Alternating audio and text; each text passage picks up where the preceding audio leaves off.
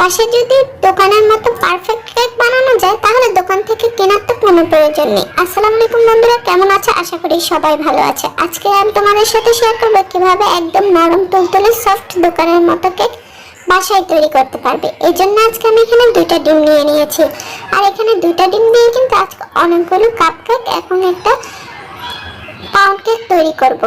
এবার এই ডিমের থেকে এবার কুসুমগুলো আলাদা করে নেব। কুসুমগুলো কিন্তু সাবধানে আলাদা করে নিতে হবে। এবার একটি বিটারের সাহায্যে এগুলোকে বিট করে নেব। আর যদি বাসায় যদি হাতের কাছে বিটার না থাকে তাহলে কিন্তু ডাল ঘুটনি বা কাঁটা চামচ দিয়ে এই কাজটা করা যাবে। এবার এখানে চিনি দিয়ে দেব হাফ কাপের মতন। হাফ কাপ চিনি দিয়ে এখানে আমি আজকে চায়ের কাপ মেপেই কিন্তু কেকটা তৈরি করব। বাসায় যদি মেজারমেন্ট কাপ না থাকে তাহলে বাসায় যে চায়ের কাপগুলো আছে ওগুলো দিয়ে মেপেও কিন্তু কেকটা তৈরি করা যাবে। তো হাফ কাপ চিনি অল্প অল্প পরিমাণে মিশিয়ে ভালো করে বিট করে নিতে হবে। আর ডিমের ফোমটা কিন্তু একটু ভালো করে তৈরি করে নিতে হবে। এবার এখানে আমি আজকে তেলের পরিবর্তে দিয়ে দেব 2 টেবিল চামচের মতন ঘি। ঘিটা কিন্তু নর্মাল মানে বাহিরেই ছিল, ফ্রিজে ছিল না। এবার ঘিটা দিয়ে ভালো করে একটু মিশিয়ে নিতে হবে। এখানে যদি ঘি না দিতে চাও তাহলে কিন্তু তেলও দেওয়া যাবে, যে আমরা যে রান্নার জন্য যে তেলটা খাই সেটাও দেওয়া যাবে, আবার বাটারও ব্যবহার করা যাবে। এখানে 1/3 কাপের মতন তেল দিলেই হয়ে যাবে। তেলটাও কিন্তু চিনির মতো অল্প অল্প পরিমাণে দিয়ে মিশিয়ে নিতে হবে। এবার ডিমের কুসুমগুলো দিয়ে আরও 2 থেকে 3 মিনিট বিট করে নেব। এই বিটটা কিন্তু ভালো করে একটু আমি সময় নিয়ে করেছি, অবশ্যই কিন্তু 5 থেকে 6 মিনিট ভালো করে বিট করে নিতে হবে। এবার এখানে দিয়ে দিব ফ্লেভারের জন্য ভ্যানিলা এসেন্স। ডিমের কুসুমের কালারটা যখন হালকা হয়ে যাবে তখন এবার বিটটা বন্ধ করে দেব। এবার শুকনো উপকরণগুলি চেলে নেব। অবশ্যই কিন্তু চেলে নেওয়ার চেষ্টা করতে হবে, কারণ যে ময়দা আটা বা ময়দা যেটাই ব্যবহার করা হোক না কেন এগুলোর মধ্যে কিন্তু অল্প অল্প দানা দানা আকার থাকে।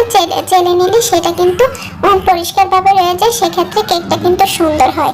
এখানে আমি দিয়ে দিলাম 1/4 চা চামচের মতো ভ্যানিলা এসেন্স আর লবণ। এবার সবগুলো শুকনো উপকরণ চেলে নিয়ে এবার যে আমি ব্যাটারটা তৈরি করেছি এর সাথে হালকা হালকা অল্প অল্প করে মিশিয়ে দেব।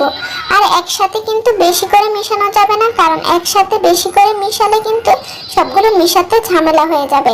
এবার অল্প অল্প করে মিশিয়ে নিতে হবে। আর এই সময় কিন্তু বেশি জোরে জোরে মিশানো যাবে না, খুবই হালকা হাতে মিশাতে হবে, তাহলে কিন্তু বাতাসটা বের হয়ে যাবে।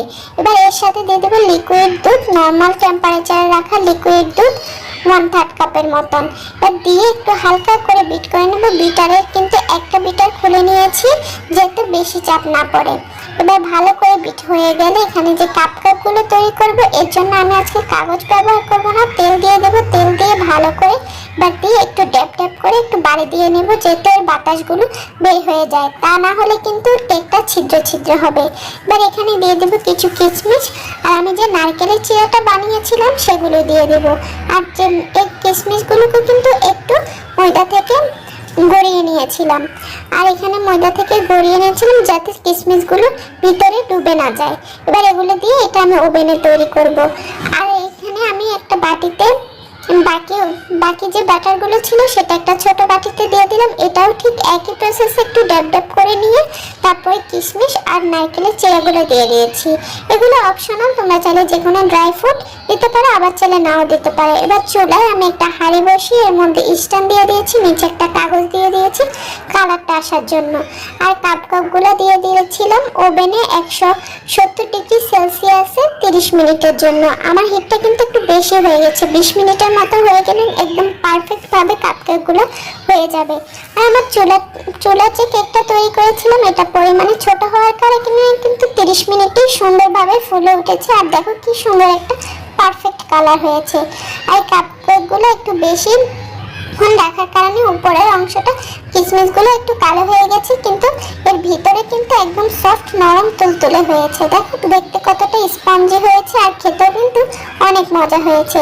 চুলা বা ওভেনে দুটোটা প্রসেসই দেখিয়ে দিলাম, তোমরা যেভাবে সুবিধা হয় যেভাবে তোমরা বানাতে পারো বাসায় ট্রাই করে দেখো। চুলা কিন্তু এর স্বাদের কিন্তু কোনো হেরফের হবে না। ভিডিও যদি ভালো লাগে লাইক কমেন্ট শেয়ার করে দিও। আল্লাহ হাফেজ।